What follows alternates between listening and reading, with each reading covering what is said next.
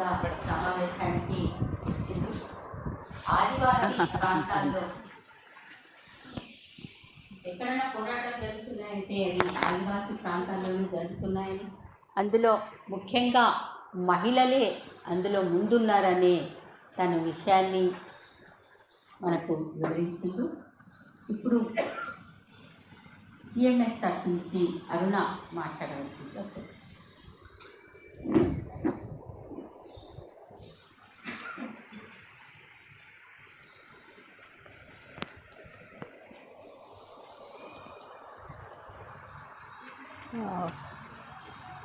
మిత్రులారా, ఇప్పటి వరకు నా ముందు మాట్లాడిన మిత్రులందరూ మణిపూర్ గురించి, సోనం వాంగ్చుక్ చేసిన పర్యావరణ పోరాటం, వీటన్నిటి గురించి ప్రస్తావించారు. అయితే ఒక యాంగిల్ కూడా మాట్లాడారు. అంటే మన నాగరిక సమాజం అని ఏదైతే అనుకుంటున్నామో, మన నగరాలు, పట్టణాలు, అంటే అటవీ ప్రాంతం కాకుండా మిగతా మైదాన ప్రాంతాల్లో ఉన్న ప్రజల నుంచి ఈ ఆదివాసీల చేసే పోరాటాలకి ఎందుకని ఆశించిన స్థాయిలో మద్దతు దొరకడం లేదు, ఆ మద్దతు కూడగట్టుకోవడానికి మనం ఏం చేయాలి అనే ఒక యాంగిల్ కూడా వచ్చింది ప్రస్తావనకి. మామూలుగా ప్రభుత్వాలకి ఒక అభివృద్ధి విధానాలు అనేవి ఉంటాయి, ప్రతి ప్రభుత్వానికి ఉండాలి. ఎందుకంటే వాళ్ళు పరిపాలించే క్రమంలో ప్రజల జీవన స్థాయిని పెంచడానికి, దేశాన్ని అభివృద్ధి పదంలో నడిపించడానికే వాళ్ళు పని చేస్తారు, వాళ్ళ కర్తవ్యమే అది. అయితే వాళ్ళు చేసే అభివృద్ధి విధానాలు, వాళ్ళు పాటించే అభివృద్ధి విధానాలు కానీ, తీసుకునే కార్యక్రమాలు కానీ ఏది ప్రధాన కేంద్రంగా ఉండి చేస్తున్నారు అనేది మనలాంటి వాళ్ళని గమనిస్తూ ఉంటాం. అభివృద్ధి అనేది ప్రజల కేంద్రంగా జరగాలని మనలాంటి వాళ్ళని కోరుకుంటాం. ఎందుకంటే కొంచెం మనకి అభివృద్ధి పట్ల ఉండే అవుట్లుక్ అనేది వేరుగా ఉంటుంది. ప్రభుత్వాలు దేన్ని అభివృద్ధి అనుకుంటున్నాయి, మనం దేన్ని అభివృద్ధి అనుకుంటున్నాము అనే వాటి మధ్య వ్యత్యాసం చాలామందికి ఇంకదు. అంటే ఇప్పుడు హైదరాబాద్లో బహుశా మన చుట్టుపక్కల ఎవరినైనా సరే అభివృద్ధి ఏంటి,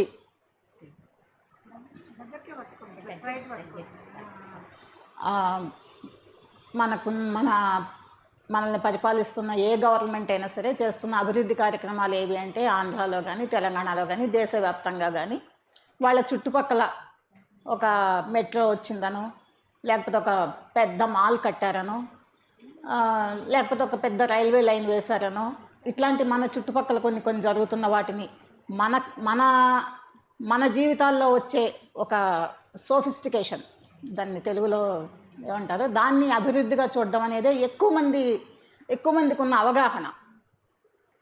అలాగే పర్యావరణం గురించి కూడా చాలామందికి ఈ సిటీస్లో ఉండే ఇండస్ట్రీస్ వల్ల పొల్యూషన్ కొంత మనల్ని బాధపెడుతూ ఉంటుంది కాబట్టి ఆ పొల్యూషన్ పోతే చాలు పర్యావరణం బాగుపడిపోతుందని అనుకుంటూ ఉంటాం. కానీ అసలు అడవుల పాత్ర ఏంటి, పర్యావరణాన్ని కాపాడడంలో అటవీ ప్రాంతం యొక్క పాత్ర ఏంటి అనేది శాస్త్రీయంగా తెలిసిన వాళ్ళు చాలా తక్కువ మంది. చదువుకున్న వాళ్ళు సరే, చదువుకున్న వాళ్ళలో కూడా చాలామందికి అటవీ ప్రాంతం ఏ రకంగా మన పర్యావరణాన్ని కాపాడుతుంది అనే అవగాహన చాలామందికి ఉండదు. కానీ ఆదివాసీలకు ఉంటుంది. మనం చరిత్రలో చిప్కో ఉద్యమాన్ని గుర్తు చేసుకుంటే, అలాగే ఈ మధ్యకాలంలో ఈ మైనింగ్కి, అటవీ ప్రాంతంలో మైనింగ్ జరగకూడదు అనే చేసే పోరాటాలని కనుక గమనిస్తే, పర్యావరణం గురించి చాలామంది మేధావులకి, చదువుకున్న వాళ్ళకి, సైన్స్ చదువుకున్న వాళ్ళకి కూడా లేని అవగాహన ఆదివాసీలకు ఉంది అని మనకు అనిపిస్తుంది.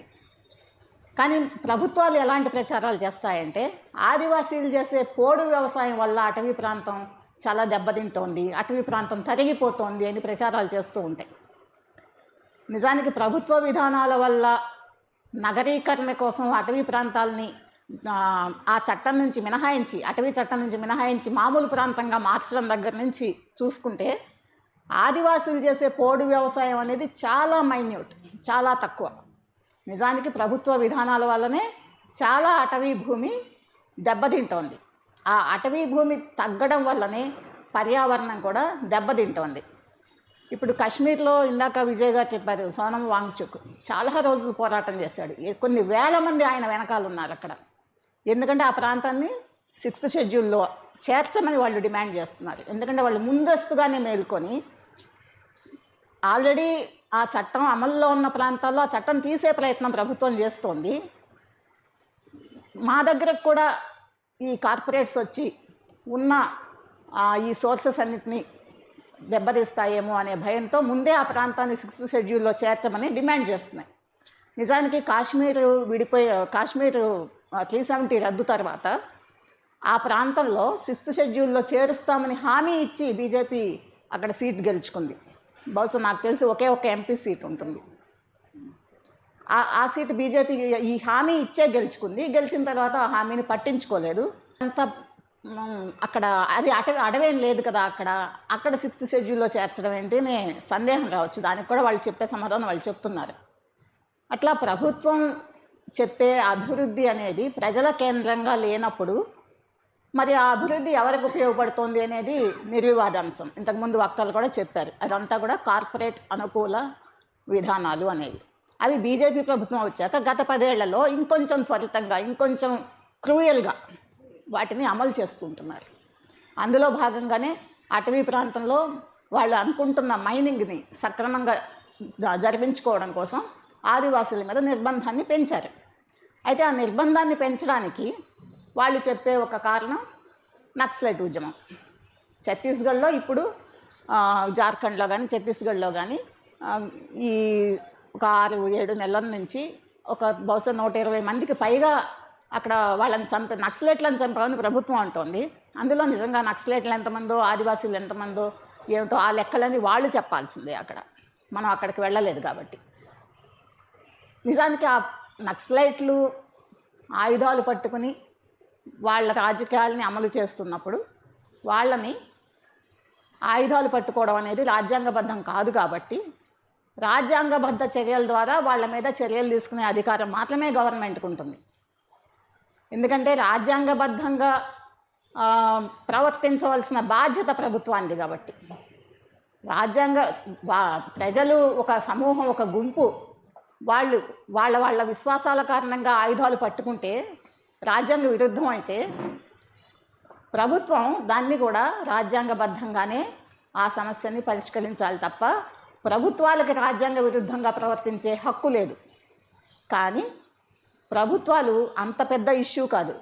అసలు ఆయుధాలే లేకుండా కేవలం వాళ్ళ మీద జరుగుతున్న హింసకి వ్యతిరేకంగా కానీ, వాళ్ళ ఏరియాలో జరుగుతున్న మైనింగ్కి వ్యతిరేకంగా కానీ ఒక ప్రచారం లేదా ఒక చిన్న ప్రదర్శన చేస్తున్న ఆదివాసుల మీద నక్సలైట్ ఉద్యమం అనే సాకు చూపించి ఈరోజు తీవ్ర నిర్బంధాన్ని అమలు చేస్తోంది.